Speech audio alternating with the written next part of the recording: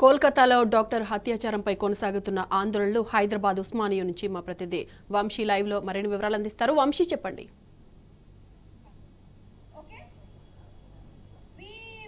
పశ్చిమ బెంగాల్లో జరిగినటువంటి పీజీ వైద్యురాలి ఏదైతే అత్యాచారానికి సంబంధించి కావచ్చు ఇప్పటికే దేశవ్యాప్తంగా జూనియర్ డాక్టర్స్ ఆందోళన కార్యక్రమాన్ని ఉధృతం చేశారు. అటు తెలంగాణ రాష్ట్ర వ్యాప్తంగా కూడా ఈ ఆందోళన కార్యక్రమం అనేది జరుగుతూ ఉంది. ప్రజెంట్ మనం ఉస్మానియా మెడికల్ కాలేజీలో ఉన్నాం. ఉస్మానియా మెడికల్ కాలేజీలో కూడా చూడొచ్చు గాంధీ ఆసుపత్రి, దాంతో పాటుగా ఉస్మానియా ఆసుపత్రి, ఏవైతే ఈ రెండు మెడికల్ కాలేజీలకు సంబంధించినటువంటి పీజీ డాక్టర్స్ అందరూ కూడా ఇక్కడ ధర్నా కార్యక్రమాన్ని నిర్వహిస్తూ ఉన్నారు.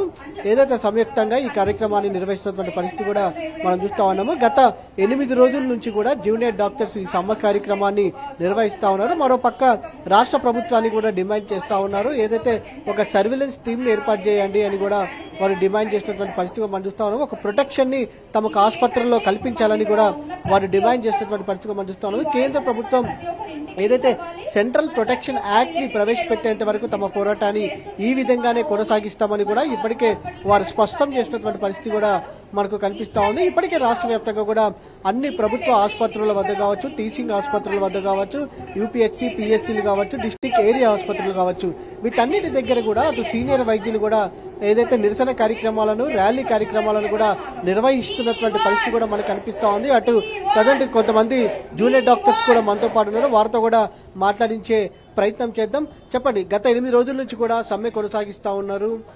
ఆసుపత్రులు అసలు వాస్తవ పరిస్థితులు ఏ విధంగా ఉన్నాయి? మీకు రక్షణ, ఎలాంటి రక్షణ కావాలని కూడా మీరు కోరుకుంటా ఉన్నారు? డాక్టర్లకి రక్షణ లేదండి. డాక్టర్లకి ఈ స్టేట్ లో గానీ ఆల్ ఓవర్ ఇండియాలో అసలు రక్షణ లేదు. మా క్యాజువాలిటీస్ లో ఒక పేషెంట్ వస్తే దాంతో పాటు 10 మంది అటెండర్స్ వస్తారు. అటెండర్స్ వచ్చి అక్కడున్న ఎమోషన్ ని క్యారీ చేసి డాక్టర్స్ పైన దాడులు చేస్తున్నారు. డాక్టర్స్ పైన దాడులు చేసి అప్పుడు ఏ సెక్యూరిటీ ఉండట్లేదు, మాకు హెల్ప్ చేస్తానికి ఏ సెక్యూరిటీ ఉండట్లేదు. ఇప్పుడు వెస్ట్ బెంగాల్లో జరిగిన ఇన్సిడెంట్ తెలంగాణలో కావద్దు, ఈ ప్రపంచంలో ఎక్కడ కావద్దు. దానికి మేము సెంట్రల్ ప్రొటెక్షన్ యాక్ట్ అనేది ఇంప్లిమెంట్ చేయాలి ఇమీడియట్ గా అనేది మేము రిక్వెస్ట్ చేస్తున్నాం గవర్నమెంట్. ఇప్పుడు మేము 7 days నుంచి మేము సమ్మె చేస్తున్నాం. కానీ కరెక్ట్ గా చర్చలకు కానీ ఎవరు పిలవకుండా చేస్తాము అని అంటున్నారు. కానీ అది ఇంప్లిమెంట్ కావాలి. ఇప్పుడు స్టేట్ లోకి వస్తే స్పెషల్ ప్రొటెక్షన్ ఫోర్స్ అనేది 2019లో జీవో మాకు రిలీజ్ అయింది. కానీ ఇప్పుడు ప్రధానంగా నిన్న కూడా కలవడం జరిగింది మహిళా కమిషన్ ని. ఏమేమి డిమాండ్స్ పెట్టారంటారు అందులో? ప్రొటెక్షన్ అండి. మహిళా కమిషన్ మేడం ని కలిసినప్పుడు మేము మా కోపీజీస్, మా డాక్టర్స్ ఎవరైతే ఉన్నారో, మా మహిళలు వాళ్ళ ఫేస్ చేసే ప్రాబ్లమ్స్ అన్ని మేము అడ్రస్ చేశాం.